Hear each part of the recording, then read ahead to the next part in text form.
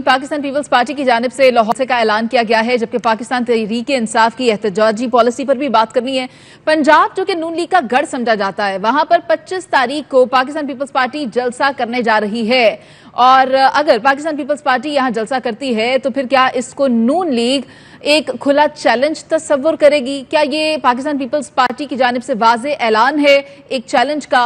लाहौर में जो बड़ा जलसा होने जा रहा है उसकी पोजीशन क्या है? बिलावल भुट्टो साहब 25 तारीख को लाहौर में जलसा कर रहे हैं। मरकज में जो है वो नून लीग, वो इत्तेहादी है, लेकिन ये जो चीजें हैं आपस में कॉन्ट्राडिक्ट करती हुई नजर आ रही है। क्या कोई क्लैश है दोनों जमातों के दरमियान? जबकि विफाक में तो इत्तेहाद नजर आता है।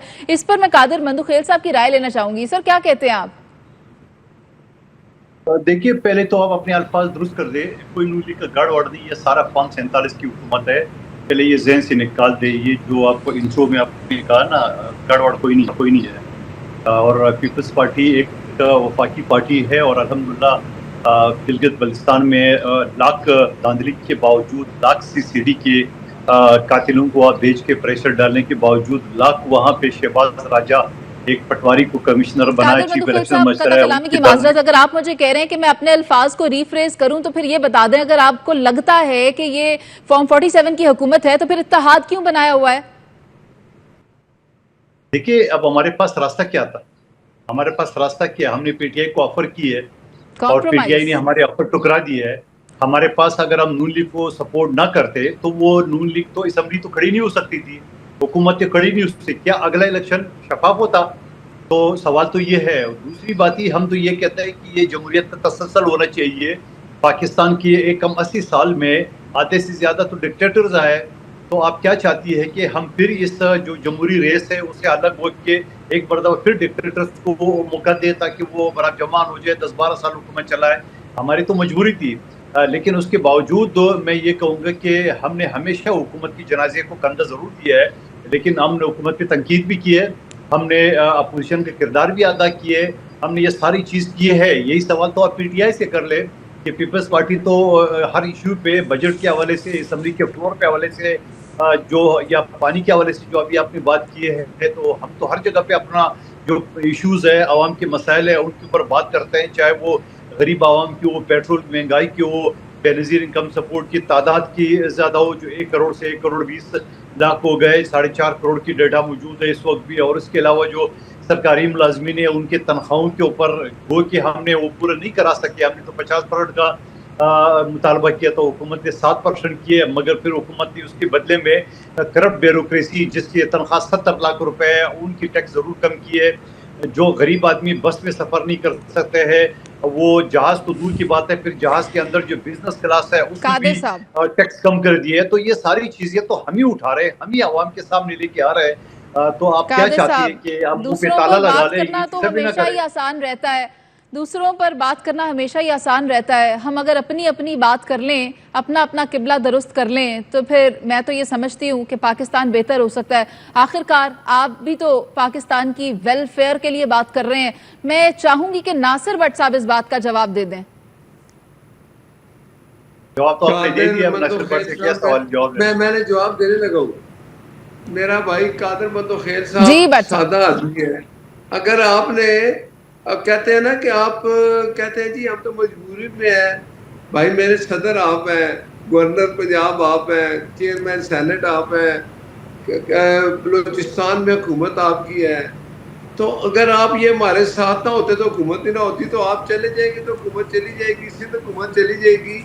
ये बातें इस तरह की करके आप किन को बेवकूफ़ बनाते हैं? आप हमारे भाई हैं, ये इस तरह की बातें करके आप समझेंगे कि आप आज़ाद हो रहे हैं कि जी हम तो मजबूरी में हैं। मजबूरी में हैं हम इसलिए इकट्ठे हैं कि हमने पाकिस्तान को जिस कहते हैं ना जिस किनारे पे PTI छोड़ के चली गई थी, मैं तो ये समझता हूँ कि सब वो सियासी जमातें जो पाकिस्तान पहले और हमारे बयानिए बाद में, हमने तो उसको अपनाया, आपने भी उसको अपनाया, लेकिन आपकी बातें मुझे नहीं समझ आ रही कि आप क्या बातें कर रहे हैं।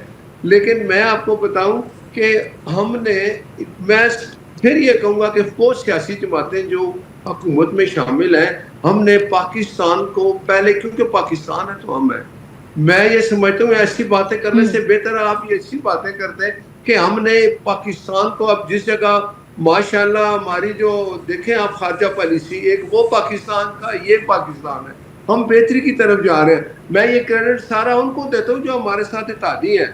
لیکن آپ اس طرح کی باتیں کر کے پتہ نہیں کس کو خوش کر رہے ہیں. اگر آپ صدارت آپ کی ہوگی، گورنر آپ کا ہوگا، آپ پنجاب میں احتجاج کریں گے، ضرور کریں، آپ کو حق ہے تو اس کو کوئی نہیں روکے گا. لیکن یہ باتیں کر کے آپ پتہ نہیں عوام کو یا اپنے آپ کو کیا تسلی دے رہے ہیں.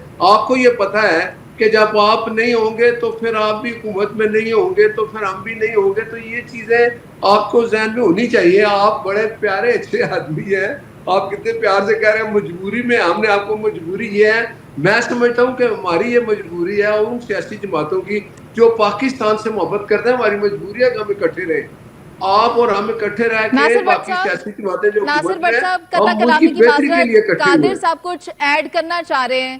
سر قادر صاحب کچھ ایڈ کرنا چاہ رہے ہیں، لیکن قادر صاحب آپ کے پاس آنے سے پہلے میں یہ بتا دوں کہ گلگت بلتستان میں بھی آپ کی حکومت ہے، آزاد کشمیر میں بھی آپ کی حکومت ہے، بلوچستان میں بھی آپ کی حکومت ہے، سندھ میں بھی آپ کی حکومت ہے، اور پریزیڈنسی بھی آپ کے پاس ہے، چیئرمین سینٹ بھی آپ کے پاس ہیں. آپ اگر میں نے ان بتا ڈومینز دیا میں سارا. ڈیلیور کر لیں تو پھر تو ہاں جی کچھ چیزیں رہ گئی تھی، اسی لیے میں نے اس کو دوبارہ دہرایا. جی بی اور آزاد کشمیر کا ذکر آپ نے نہیں کیا تھا. نہیں سر نہیں، بتائیے گا قادر صحیح مطہر صاحب، ناصر آپ ایڈ بٹ کرنا چاہ رہے ہیں. آپ اور ناصر بٹ صاحب دونوں ایک زبان ہیں، اور جو باتیں آپ نے کی یا ناصر بٹ صاحب کے بولنے سے پہلے جو آپ نے تنقید کی، میرے خیال میں ان کو خامخواہ زحمت دی آپ نے.